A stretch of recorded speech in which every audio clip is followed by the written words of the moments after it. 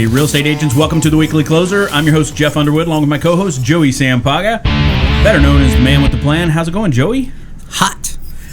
It is. It's a hot one today. Yesterday, we broke a record. Again. You know, it seems like it hasn't been as hot, though, as... Was it last year or a couple of years ago where we had like this long, so many days over 110?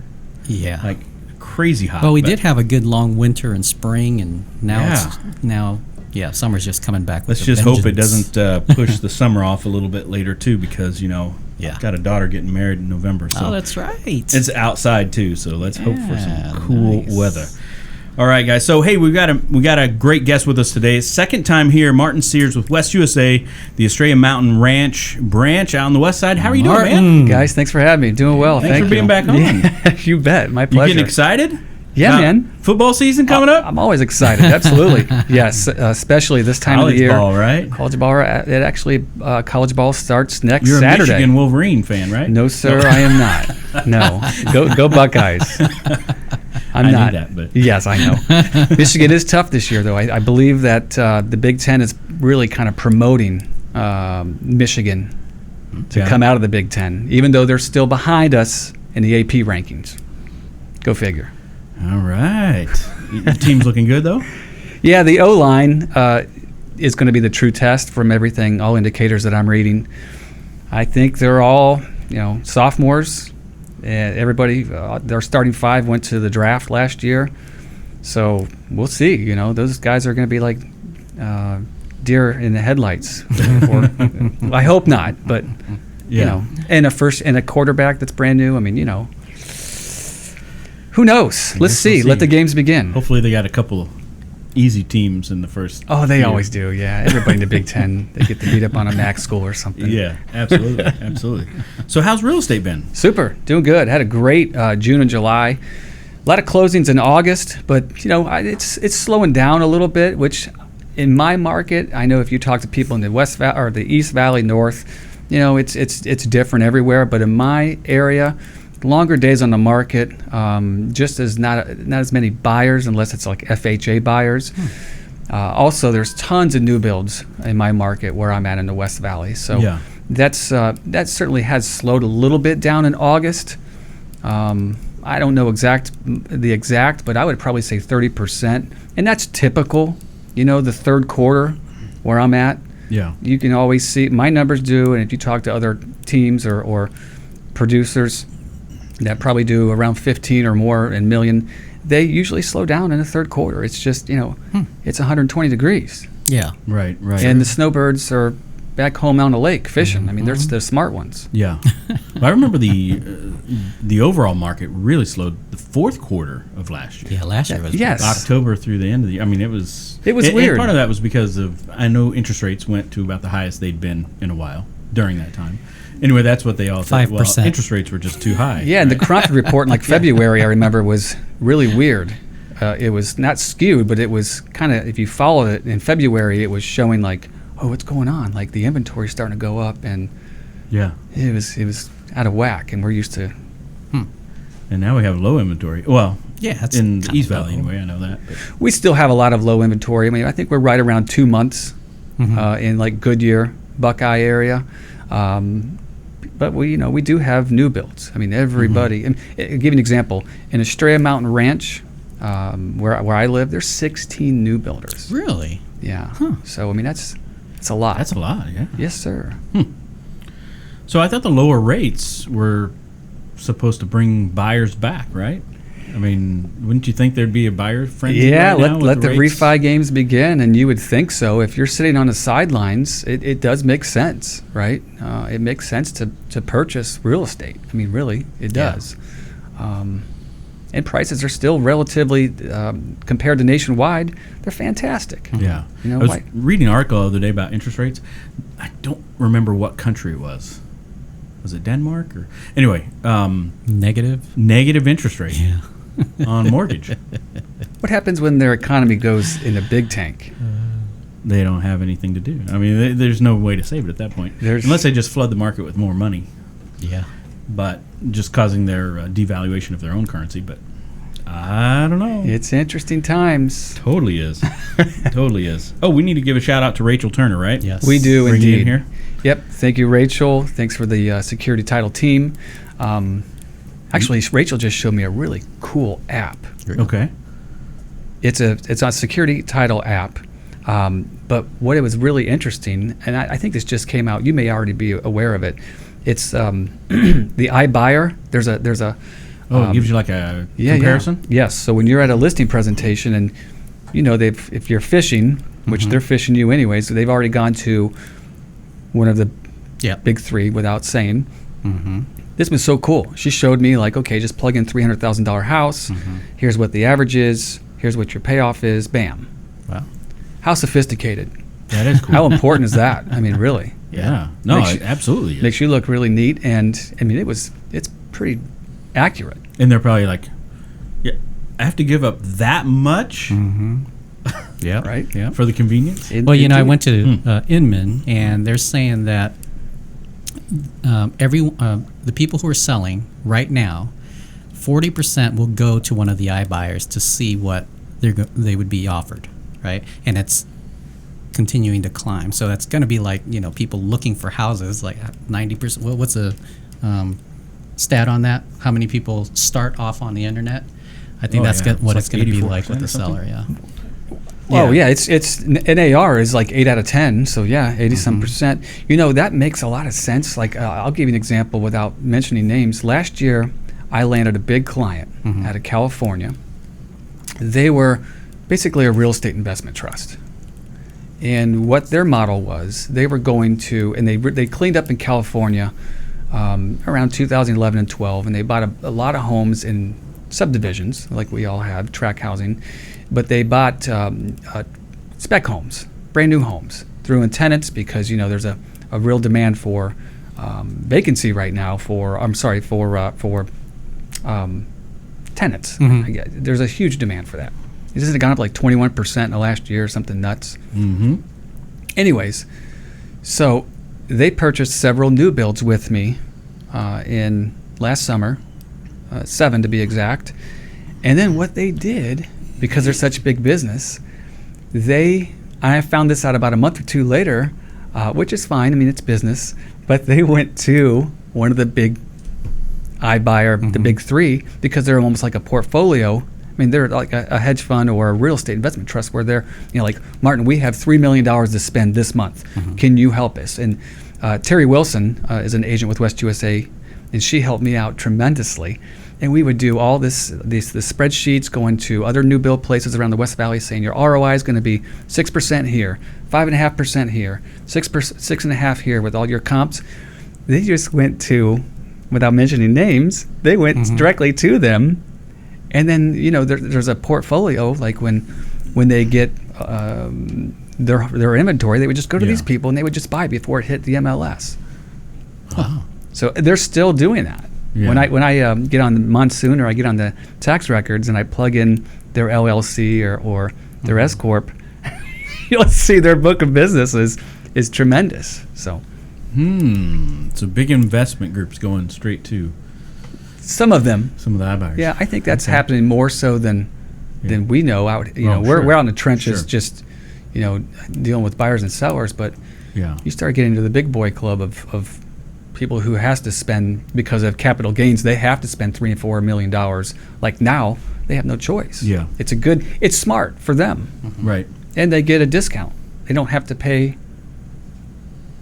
fees and et cetera. Yeah. And I'm not talking myself out of a job, but it's different. Right now. There's all kinds of stuff. So why do you guys think that when iBuyers started to get big, they were buying property for $1 and selling for like 70 cents. They were spending $1 to make 70 cents. Now it's slowly climbed. I believe it's like at 90-something% now, according to Inman.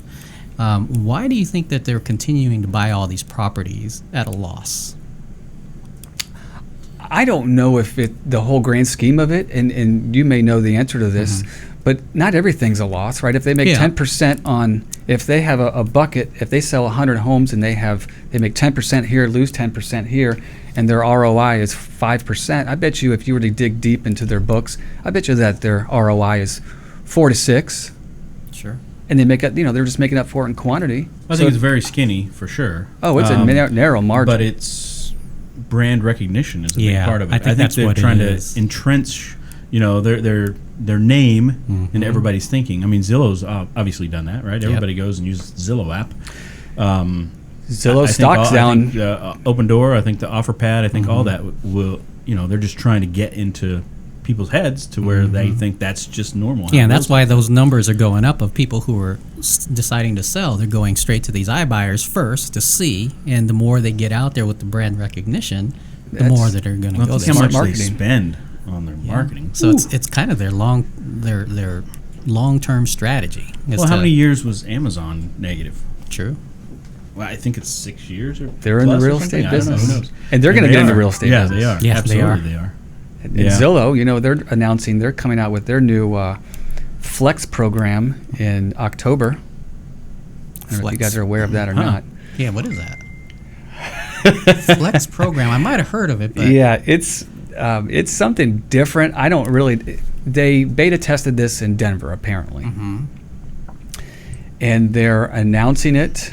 Oh, this is. Oh, I feel important. This is cutting edge stuff. We're listening. Yeah, and I don't know 100% certainty, but what my rep has kind of told me is starting in October, they are, Phoenix is ground zero for them. This is it. They're getting in the real estate business, from what I understand, and they are going to just have like referrals. So, Jeff, you're getting a lead, and you're going to pay Zillow 35%. So the Premier Agent. That platform is gone in October, and so if you are a seller or a buyer and you're going through Zillow, they even came out with an announcement that they're only going to work with teams over. Don't quote me on the exact, but I think it was teams over 7.5 million and individuals over 5 million. So their Premier Agent access, they're still selling leads, but they're selling leads to proven agents who can convert them because they want that 25 or 35% referral. No one knows what that referral is going to be yet. It could be 50, it could be 20, it could be 5. I asked that question up and down with my rep. I tried to manipulate the conversation to try to get it out of him, and he doesn't even know. Wow. Does he know? I don't know. Yeah. But then I did some research on Google, looking up some agents in the Denver area, what they thought of that, and it was average between 25 and 35. So it could be a huge opportunity for a lot of individual agents, or it could be all just, how are they going to make money? They have to make money by converting. So they may just take all their leads and put them into teams who have large teams. Yeah. So somebody's going to do well off of it. I hope they spread it around a little bit, but it almost sounds like the big business gets bigger. So absolutely does. So the teams, I think, could really thrive on that concept. Yeah. Well, Redfin, he brought us something new. Yeah, he gets a big old. That's awesome. Oh yeah. And don't forget the awesome button. Do I have it? Oh yeah, I do have an awesome button. Yes. I didn't see it on there. I'm like, I thought I had an awesome button. Anyway. Well, Redfin. Have you heard of Redfin Direct? No. Yeah. So they haven't rolled. I don't think they've rolled it out here in Phoenix yet. But basically, what they're doing is they're attracting unrepresented buyers, and then what they do then is just sell directly to them, and basically cut out the buyer's commission. So, what are these large companies going to do when and if the market corrects itself? When there's a correction, I'm not saying it's not skewed. I'm just saying there's going to be a correction. What goes up must come down. I'm not negative Nancy by any means. I live here. I pay taxes. I'm a homeowner. This is my livelihood. But, and I know it's a market. We do well in a down market. We do well in an up market. We're always going to have a job. Yeah. That's what's interesting about what we do. I'm just looking at the algorithms without saying names. What's going to happen when there is a correction, if there's a correction of 5%? You talk about their margins being 5 or 6%. It's a very narrow. Right. Then what are they going to do? Yeah. So it's interesting you asked that, because we did have Jim Sexton with Open Door was on the podcast. Interesting. And this is probably, 9 months ago? Yeah, It's been a while ago. It's been a while. And we asked him that question because we had agents send in questions. And he said, his question back to me was, or to us was, who do you think's going to see a market shift quicker? Us, who has hundreds of properties that we're analyzing and seeing the foot traffic and all that, or the individual agents out in the market that are just... Makes sense. Your days on the market start going long. So- They're going to see it. They're going to feel it. I think they feel like they can make a shift in their business model quick enough to... But who knows? Yeah. I mean, if something happened like '08 happened, then of course there are going to be a lot of places struggling. Sure. But if it's 5% or 10% or even a 15%, decrease in values, I don't know. Yeah, I guess nobody's going to know yet because we haven't been through it. We don't know. We've only been in the upcycle. So The only benefit, and I'm hypothesizing, but the only benefit to that would be buyers would get, would be able to really take advantage, which they do in a down market anyways. But if you're holding inventory, well, kind of like the banks, right? When we were selling REOs, it was all as is, but they were taking offers. Out of the gate in 2009 and 10, when I worked REOs, I worked for Old Republic, Countrywide, a little bit of Fannie Mae, Freddie Mac, and they would, they're in the they're not in the real estate business. They're selling, their business is selling paper, and they would deal, man. They would deal, and they would pay off CFDs. Because they had so much inventory. yeah, yep. It's going to be interesting to see what happens, I guess. Right. The other trend that I'm starting to hear more about is builders, big builders, even one here in the Valley. Well, two of them. Lennar started this now, and Taylor Morrison announced also to build massive master plan communities, essentially, but rent only, not any houses for sale. Really? Yeah, the article I was reading from, where they were talking to Taylor Morrison, they're like, this will end up being almost like 2,000 houses. Wow. But it would be not a single one for sale, all just for rent. So there's a community already being done, I believe, in Florida, and I think it's Lennar, and it's rent only. So it's single family residence, just like you'd see in our regular communities. Sure. But that's interesting. Only for rent. Well, That makes me think, okay, are they feeling like the prices have gotten to the point where, they're not making much of a profit on this with labor costs, with, the cost of the, all the employees they have, or lumber costs, all that stuff. Not to get too deep, because it really has nothing to do with real estate, but maybe they're doing that to park money for a while. Oh, if they see economics happening next year or down the road, they need to park their business model and park money somewhere where there's always going to be tenants. There's always landlords. Yeah. Mm-hmm. So let's go ahead and stop building. We know if our stock goes from X to Y down below, let's just park some money there. Let's get in the leasing business, and then we'll weather the storm. Yeah. Well, as investors, the reason why people do buy and holds, right, and rent is for passive income. Could it be for passive income, and then when the market, crashes, they buy more stuff, and then when it goes up, and then start selling? What's the? As a shareholder, if you own that, that's brilliant. But I hear what you're saying. That's why they say long-term real estate. Whatever you talk to your financial advisor, they're always going to say you need to hold real estate. And if you don't hold it in a physical way, you need to hold it on paper. Yeah. Somewhere in your portfolio needs to be real estate. Right. Sure. Absolutely. Yeah. But it's interesting times. Weird. Yeah. Exciting, but also it's a little exciting. Like, Definitely for exciting. sure. Changing. Yeah. So you mentioned too, your security title is helping you with a certain type of marketing. Oh yeah. And so I want to hear a little bit about that because you're targeting people in Canada, right? I have, yes, and I am a little bit, and I have been for probably about a year and a half now, and it's done fairly well. So Rachel and I, with Security Title, I'm name dropping them. I've been with Security Title for several years, so they've been a great success to my business. So young agents out of the gate, you always hear, the old timers say, get a good rep, get somebody who thick and thin that you can count on 100%. Wow. But anyways, to answer your question, we started targeting Canadians. So it's really expensive. So I don't do it every month, but every quarter we will put out a newsletter, put out a brochure, advertise free analysis because they own properties here.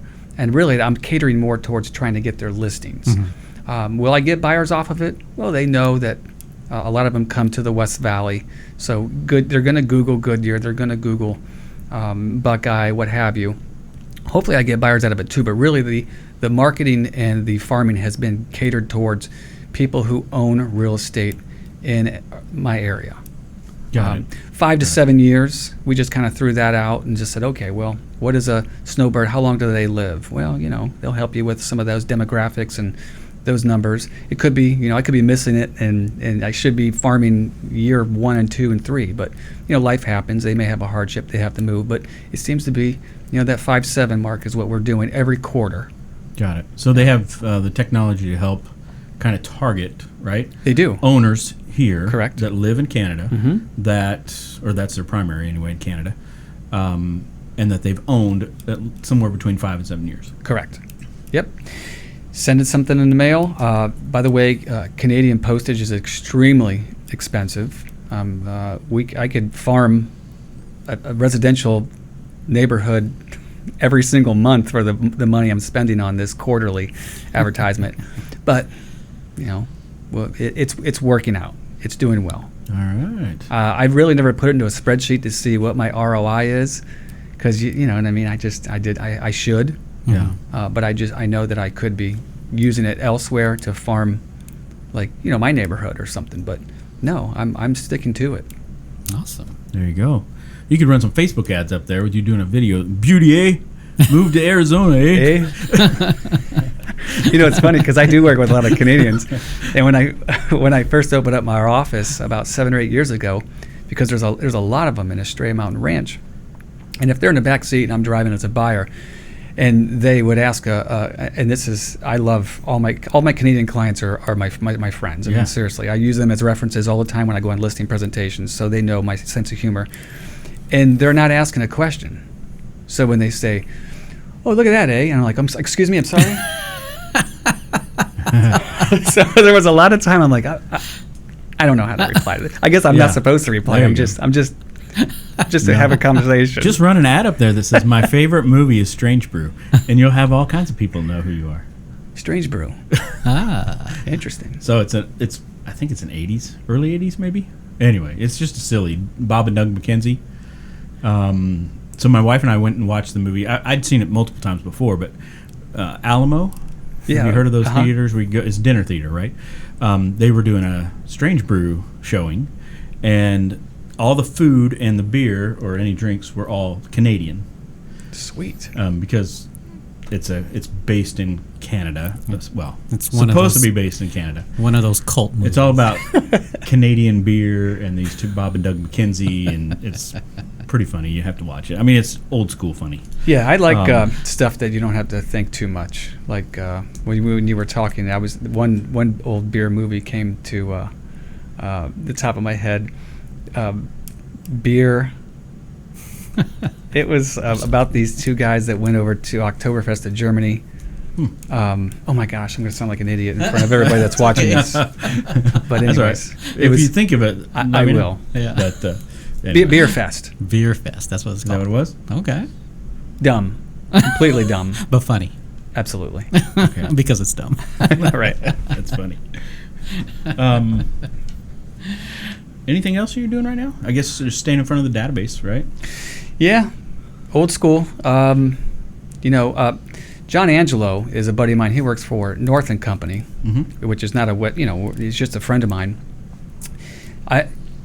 Trying to keep it simple, a CRM like referral maker. It's really simple where it makes you, and that's a Buffini thing. Where I was going to say that.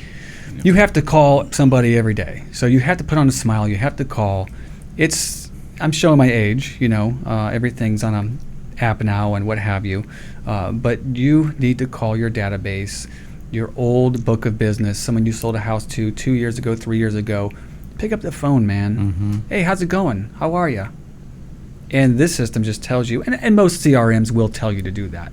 But this one, and it's an alert, and it'll tell you. I sound like I'm a poster child for it, but it really does help you kind of stay in front of people. Sure. Making, you're on the way driving here today. So I had a 40-minute drive. I called 4 people. Nice. I mean, you got to just get in there. Well, that's the best. I mean, as we interview more and more agents coming in here, I mean, that seems to be the number one source. Yeah.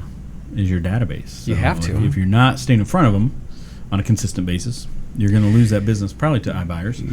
You build a business So- on relationships. Yeah. Mm-hmm. It's still relationship business. So it's right. interesting what we'll see about the iBuyers when things happen too.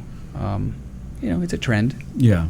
So why not? I know Joey, you were there, and I watched that video from Inman about there were 2 people that are working closely with iBuyers. It's almost part of their business now. So Yeah. when they go meet with clients, they will get, if they know that client's really looking for that quick or that convenience or whatever the fact, but they'll go ahead and submit to a couple of them to get back and say, well, we've got this. So they're, in a sense, using the iBuyers as part of their presentation. Yep. Have you? I've done that. Okay. Yeah, I've walked into a few listing presentations, and this hasn't been as of recently because everyone knows who they are now. I mean, they advertise on radio and TV, etc. But last year and the year before, in fact, Open Door has they have almost like a platform where they will partner with agents, and you can. I'll have like Martin Sears at offerpad.com or whatever it is. I have it saved. But I can plug it in before. They don't care, Yeah, They're don't. transparent about it. Go to your listing presentation, give it up, and if you do, and if that's what they want to do, then hey, guess what? We're going to pay you for something. Yeah, and that's what they were saying. The ones who are working with the iBuyers is it's our duty as agents. This is what they're saying, is to present all the options that are available. It's better for us to present it to our clients than for them to go directly to the iBuyers. It's smart. Yeah. It's smart business. Because at least you're making something, right? Yes, sir. Yeah, I mean, and that's not really the point. The point is to help your client. Oh, come on, Joey. Yeah, you got to. I guess it's just real estate agents who are listening. So yes, you're going to make something. Yeah. Yes. and you're banking on making the money on the buyer side, right? Going out showing them properties there. So. But what if they move to one of the rent-only communities? That's right. No, just- I went to a symposium in February, actually, and a guy from California, San Diego, he was telling everybody that you should use that to your advantage. Why aren't you doing that? Instead of you guys having all this bad attitude, blood, like, yeah. I got to go up against them, or I can't believe they gave up their equity to the iBuyer. That's because they got to go. You know, and they don't use it wanna- as part of your tools. Exactly. Yeah, Exactly. it's a good idea. Anything else you want to share before we get into The lightning round. the ring? No, I don't think so. Just out in the grind, like everybody else, All right. working hard. Keep grinding. What you got? Grind. I guess one more. What do you think 2020 will bring Oh. market-wise? I mean, are you thinking that election year? I think there is going to be a market shift. I don't know when. Talking to people, you guys talk to people a lot more so than I do, but just having roundtable conversations, mastermind meetings, it's good for those listening. It is important to get out there and talk to other real estate agents and try to get a feel for the market. Everybody has a different opinion, just like pizza. You know what I mean? Right. They may like it or they don't, or what type is their favorite. I feel there's going to be a market shift. I do. I strongly feel that. There's not enough time for me to get into the indicators on why I feel that, but I do feel 2020 is going to be a bit of a shift. Yeah. Yeah. And nobody knows where the economy's going necessarily, and we don't know what will trigger any of that. I mean, whether We it's don't. Election? the issues in Hong Kong right now, because some people think that that's a bigger issue than the China-U.S. trade, battles back and forth even. So could be tariffs. You never know. Trump could go tariffs 50%. Yeah, you never know. You just don't know. The dollar could tank. I mean, there's all kinds of stuff. Yeah. A lot of doom and gloom, but today's a positive day. That's and right. Let's all go out and sell Let's some real smile. estate. There you go. Don't get in the way of a sale. Well, that's why it's important, I think, that people need to utilize a real estate professional who truly is trying to help them get the best solution to their particular situation, right? That's right. That's just the way it is. That's right. All right, you ready? Yes, sir. Rock and roll? All right, we're getting the ring. What's the best advice that anyone's ever given you? I think I just said it, actually. It was from an old retail housing manager. As long as you let me start off by saying this, because I don't want to. You already made fun of Joey for the money comment. No, it doesn't matter. As long as you have your code of ethics involved and your fiduciary is to your client, Yes. don't get in the way of a sale. That's right. Stay out of the way. If someone wants to buy something, let them buy it. It's your job to show them, the pros, the cons, what have you. But Yeah. at the end of the day, Ultimately, the way. it's their decision, that's right? that's 100%. There you go. Favorite mobile app? I just talked about that security mobile, there you go. but I just I don't use that often. But it was maybe neat. now you will. I will now. That was really sweet. I was Security really One, impressed by I think that. is what it is? Yeah. Security One? Yep. Besides that one, personal or professional? Either. Doesn't matter. Oh, If you play poker or if you got one I mean, for I- different beers around the West Valley. I like my West USA mobile app. Oh, there you go. I mean, because I can share that with buyers, so it keeps them off of other Zillow. websites Yeah. and onto me solely. All right. And of course, I try to about 30 minutes a day in the morning. I try to watch CNBC app. All I right. like to watch Squawk on the Street in the morning, see what's happening. So you haven't downloaded the Ohio State app yet, I guess. No, I don't know if there is one. I get on to 11 Warriors for that one. Oh, That's a good one. that's a good one. All right. A book recommendation? Either read or listened to Audible? I've been doing this job for almost 19 years, and I've never read this book. And my COO, Todd Menard, brought it to my attention about 3 weeks ago. And I'm sure you guys have read it because it's a Gary Keller, the millionaire real estate agent. Oh, Yeah. And what's fascinating is, and I don't read a lot of books. Mm-hmm. I mean, I'm not going to kid everybody. I don't read a lot of books, but this one is awesome. Mm-hmm. And what's really cool about it is because this book is from 2002, and that model is really amazing. Yeah. Like now, maybe I've just Yeah. matured Mm-hmm. into that, and whatever. But wow, it's cool. I'm about Sure. halfway through. I'm 3/4 of the way through it. Another good book, and I think this is where Gary Keller might have taken that whole thing, is from E-Myth. Have you read? Well, write that down. E-Myth. It's Got a basically pen? setting up a system I'll for, write it down for for your you. business. Systems for your business, and that's really what the millionaire real estate agent is about: setting up systems, right? Yeah. Indeed. Anyways, neat. Yes. How about a productivity tool or software that you use on a regular basis? I mean, it'll show my age, but you have to have it to keep up with my kids, my wife, and all my clients and work and whatever. Just MySpace. your appointment book, my even Outlook further. calendar. Excuse me. Thank you. Wow. My Outlook calendar. Just hey Jeff, let's go out next Friday for dinner, or Martin, whatever. Okay. I don't know. Yeah. Got to look it up. So I don't know if that's the right. Is that okay? That's right. Can Absolutely. I use it that? is. Yeah. We've had people use the calendar app. Yeah, I use Google Calendar all the time. Google Calendar. Yeah. I do as well. One more question. You ready? Yes, It sir. is. All right. This is beautiful. What is sorry, that, still velvet? If you could travel anywhere in the world, where would you go and why? I don't know, but I do have friends that just came back from the Open over in Ireland. The British Open, the Okay. Open, and they're still talking about it, even though that tournament was last month. I can't shut them up about it. Who wouldn't want to go over there? And then they actually traveled to Scotland as well. Oh, wow. So, because I hear about it every weekend when our families get together, I'm intrigued. I would like to go. Yeah. So, There's a friend of mine on Facebook, happens to be, well, I don't know if she's still over there or not now, but I just knew her from way back, 20-some years ago, over in Ireland, taking all these pictures, castles and all this stuff. I mean, yeah, it's really cool. I'd like to go to Ireland someday. yeah, without a doubt. I will Yeah. someday. Dye your hair, your beard red. No. Oh, yeah, I'll do the, what is it, green and white and red? Is that their flag? Yes. Yeah, he said it was really Anyway. political over there, Oh. which that's another really? story. But yeah, Maybe I won't go. No.